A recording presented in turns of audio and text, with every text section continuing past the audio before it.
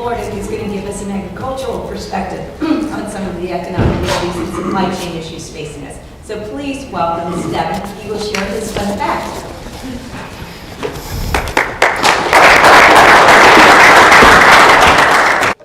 Good morning. Good morning.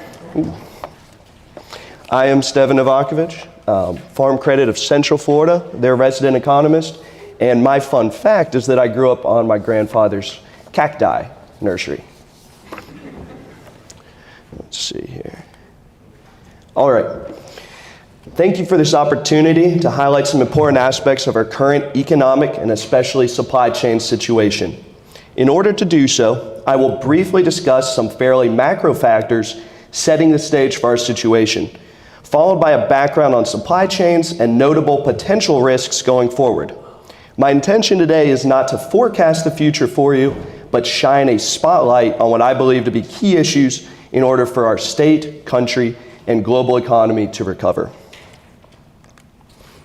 First, to get it out of the way, while it may go without saying, coronavirus.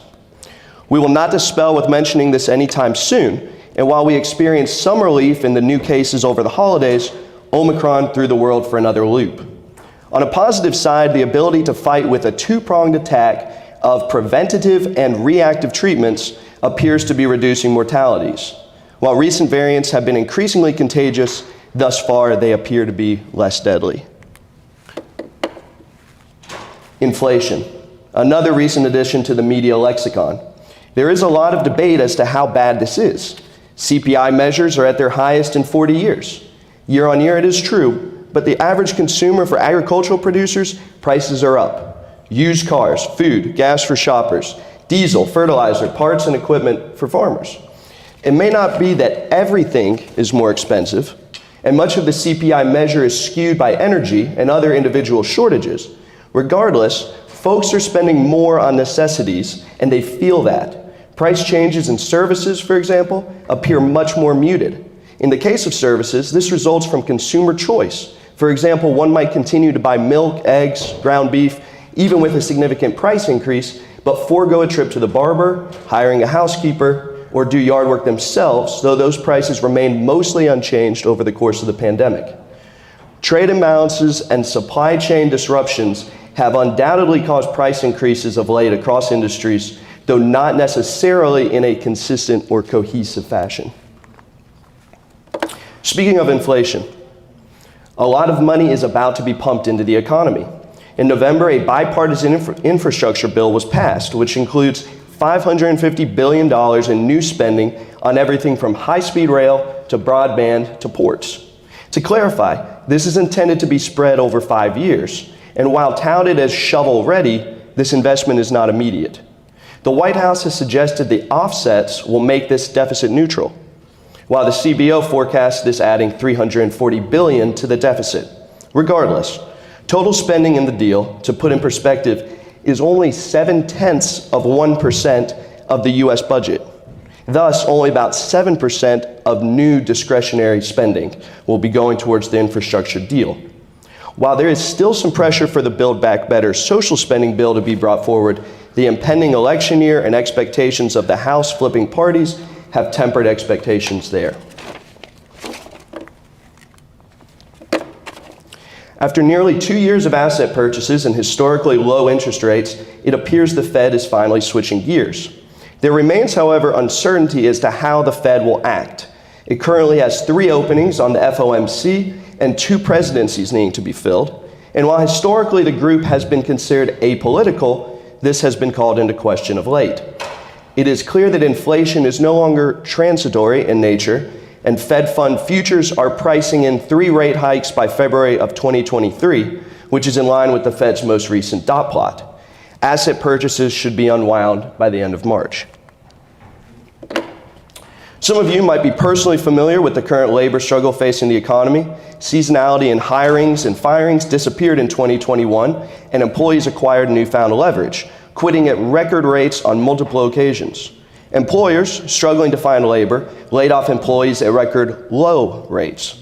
While the unemployment rate continues to drop, labor force participation is still more than 2 million people below pre-pandemic levels. with those missing fairly evenly distributed among age groups, contrary to public belief.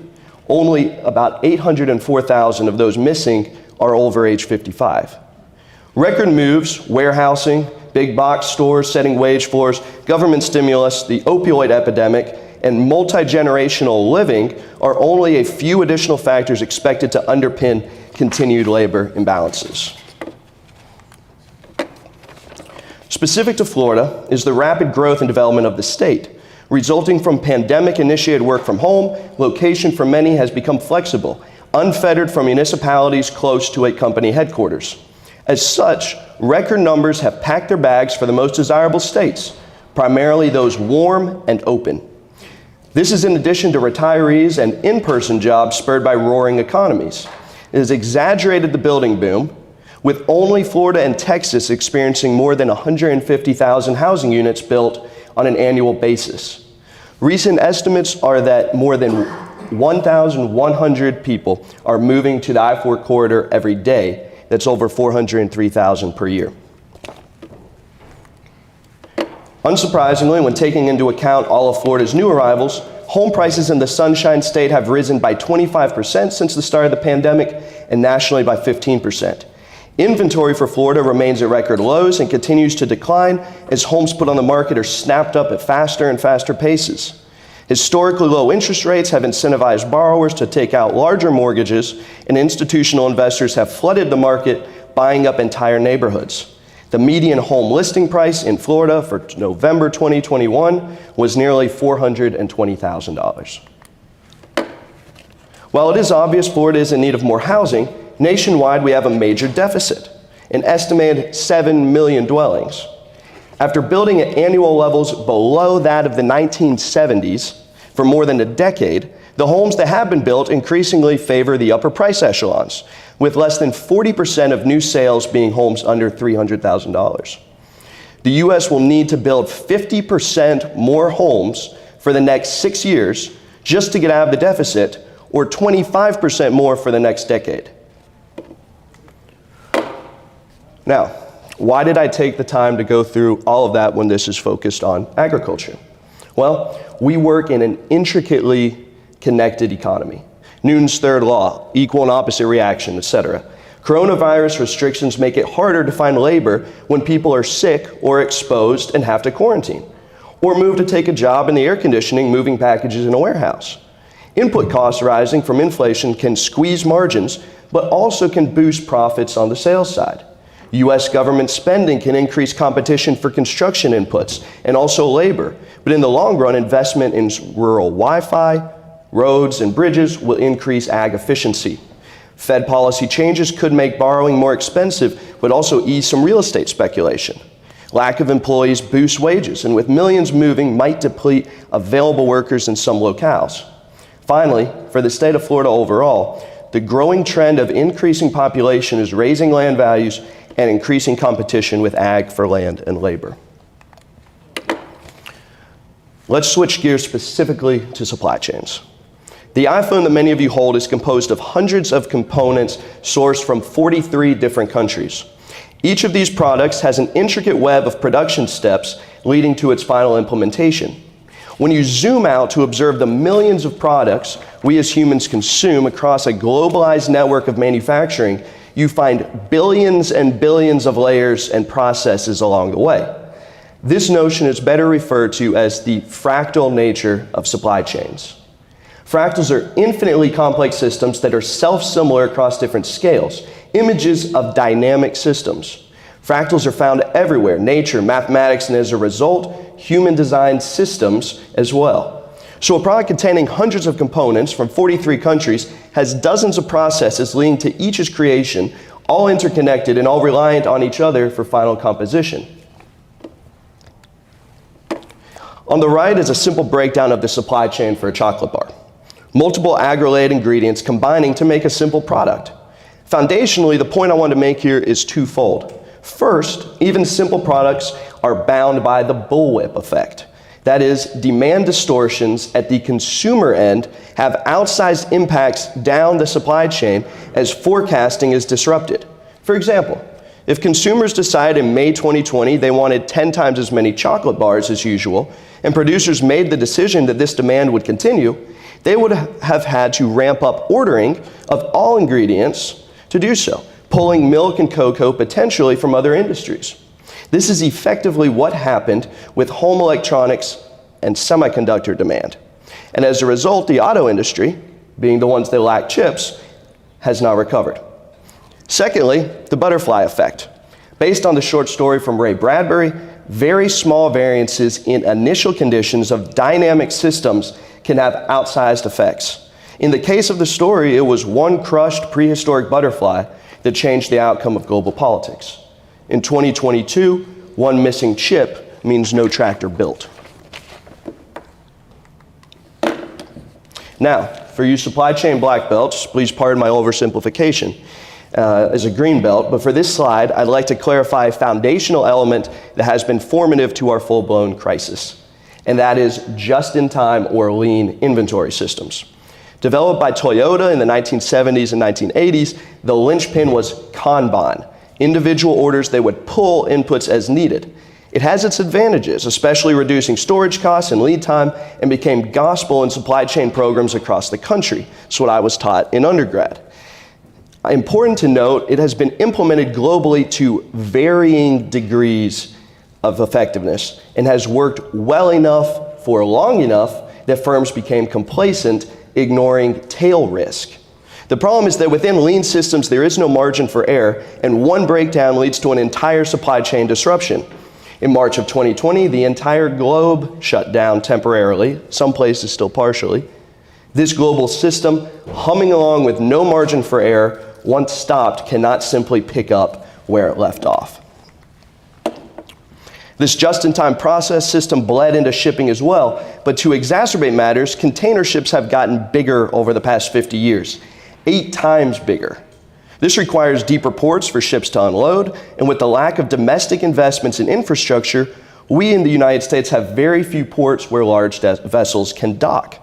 After unloading, intermodal vessels take containers to smaller ports. After COVID lockdowns in China, constant fleets of container ships have flooded U.S. ports, driven by restocking product and Americans increasing consumer goods purchases. When the valve turns closed and the water is on, when you reopen it, there's additional pressure. The combination of more ships and fewer ports at which to dock has resulted in record backlogs at ports and has hampered U.S. exports as shippers are unwilling to wait around to reload containers, but instead ship empties back to Asia. Those of you involved with procurement or avid readers of the Wall Street Journal might have heard of our current bottleneck in unloading ships on the West Coast, specifically the ports of LA, Long Beach, through which more than 40% of American imports travel. So quickly, please humor me for a small case study in regards to how backed up we are. The Port of LA, Long Beach at the beginning of January had just over 1 million containers on ships waiting to unload.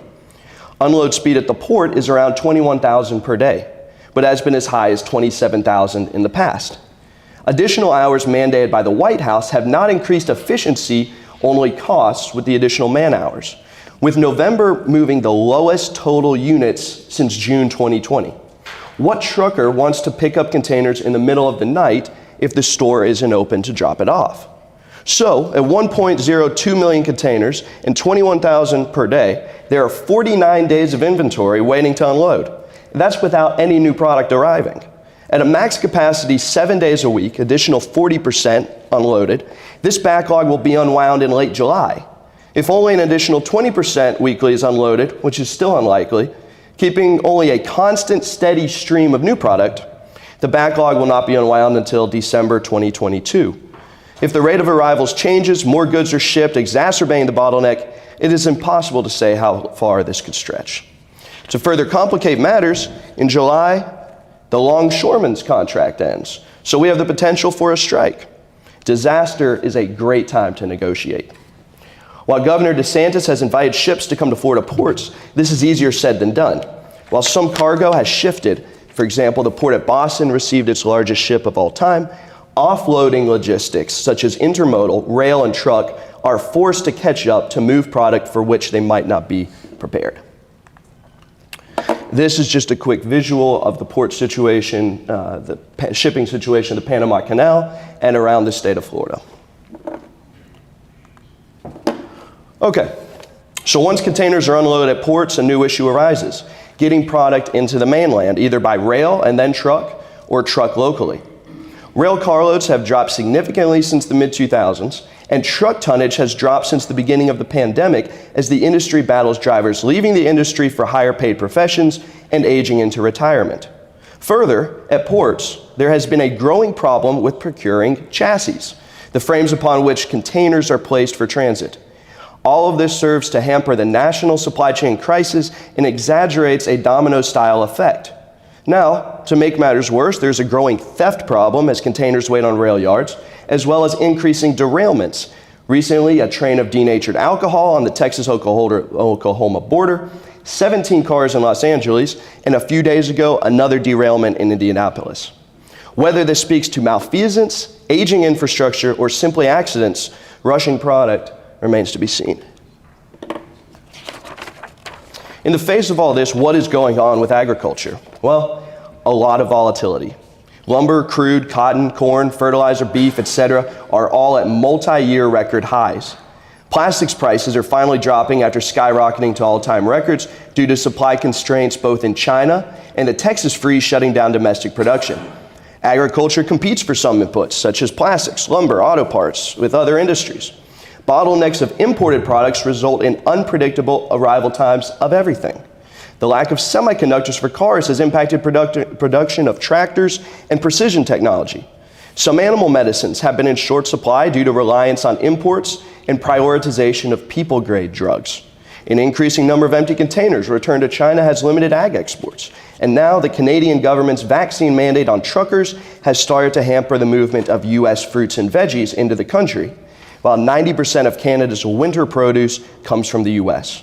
Further south, the expanding and developing Mexican economy has lifted wages, enticing some ag labor there to stay home. But we aren't done with the potential negatives. Agriculture and thus its supply chains increasingly face threats. Notably in building are those in cyberspace. The Molson Coors beer plant was hacked in March 2021. The Colonial Pipeline was hacked in April 2022. JBS was hacked in May 2021, causing 20% of U.S. beef processing to be shut down. 2 Iowa grain cooperatives recently were hacked, and the Scriber Foods hack in December 2021 resulted in a nationwide cream cheese shortage. Further, in an apolitical sense, we have climate issues. The Texas freeze in winter 2021 shut down much of the state and nearly 100% of U.S. PVC production. Hurricane Ida in August 2021 hit the Gulf hard, including a Cargill elevator. Southeast Asia typhoon in fall 2021 narrowly missed 80% of advanced semiconductor production, which is located in Taiwan. Last week, a volcanic eruption in Tonga caused a tsunami. Now some scientists have suggested the globe is potentially entering a cooling cycle in which one large volcano could wipe out the majority of agriculture in the northern hemisphere, not to mention initiate a tsunami wiping out infrastructure and communication for a wide swath of the world.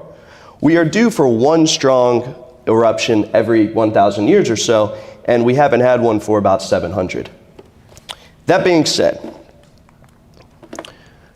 let's switch gears and finally discuss the real elephant in the room impacting all aspects of the U.S. economy, especially ag, and that is China. For that, we need some quick background. From whence did this behemoth arise? The answer starts with Deng Xiaoping. After being exiled under Mao, Deng reemerged in 1978 to take control of the country and initiate sweeping reforms in education and especially the economy. He explored capitalist countries, even visiting the U.S., including that rodeo picture there when he went to Houston, and decided on a vision for China. He actually wanted people to see how things were in the rest of the world. Marked by total pragmatism, he built the foundation for a Communist Party-controlled command economy with the energy of a capitalist enterprise. It did not matter what ideology as long as it worked. He put no limits on Chinese students studying in the USA, saying if only 10% returned, it would be worth it. But we must clarify, throughout this process, China never claimed an interest in small l liberal values. Only a pursuit of modernization defined as technological and economic well-being. This is underpinned by Marx's assertion that a pre-industrial society can never be truly communist. Fast forward to the present. The current leader, Xi Jinping, took power, the son of Xi Jinping, who developed the idea of special economic zones, capitalist-style incubators for Deng Xiaoping. Upon assuming office, the Chinese Communist Party issued document number 9, which eschewed Western liberalism and democracy and asserted dedication to Chinese development and self-sufficiency. This is publicly available. Xi Jinping soon after announced the Chinese Belt and Road Initiative, financing infrastructure projects across the globe and asserting influence at supply chain choke points, incorporating symbolism from the historic Silk Road. Further, he initiated de-dollarization, which thus far has been met with limited success. However, it is making strides, with less than 1% of Russia-Chinese trade in 2015 settled in national currency, now up to 10% in 2021. Renminbi are the 4th most popular currency for transaction settlement, but still less than 3% of the global total. The modernization goal has remained on a rapid pace. For example, Chinese high-speed rail reached 38,000 kilometers in 2020, 5 years ahead of schedule. So, bringing it all back to supply chains. China now produces 29% of all manufactured goods globally. It is quickly becoming the dominant semiconductor maker. It produces more than 50% of the world's steel. At the onset of the pandemic, it produced 83% of the world's PPE. As a consumer, its middle class is nearly 20% of the global total, while 50 years ago, 90% of the world's middle class was singularly in the US and Europe. While it produces enormous quantities of goods for export, the goal is to be a self-sustaining consumer economy that is truly communist. But it has trouble producing enough food for 1.4 billion people. Thus, leading up to the pandemic, over the past decade, we have seen China drastically build up its stores of food and other commodities to the point where the nation now holds 63% of the world's rice, 70% of the world's corn, and 50% of the world's wheat. They say you can lead a horse to water. I am not going to make a personal forecast of what will happen on the global stage. But to conclude this section, let me summarize a few recent developments, in light especially of China's siege-level preparation of food stores. Just this month already, January 2022, the world's 3rd largest port at Ningbo shut down for COVID, just a handful of cases. Flights from Guangzhou, which was the original location of Chinese free enterprise zones, flights were canceled to the US. Shenzhen, the world's 4th largest port, was restricted for COVID. The Samsung semiconductor plant at Xi'an, which was the starting point for the historic Silk Road and also for Xi Jinping's Belt and Road Initiative, was recently shut down. That plant specifically is 40% of global production for the specific chip they produce. Ocean-faring seamen are required to quarantine 14 to 21 days upon return to China from abroad, and some shipping companies canceled trips weeks ago to be back in time for holiday. But which holiday? Well, the Lunar New Year, which started January 17th, during which virtually the entire country shuts down. At the same time, China has clamped down on trucks entering the country from Vietnam and Laos, from which it receives a lot of perishable food.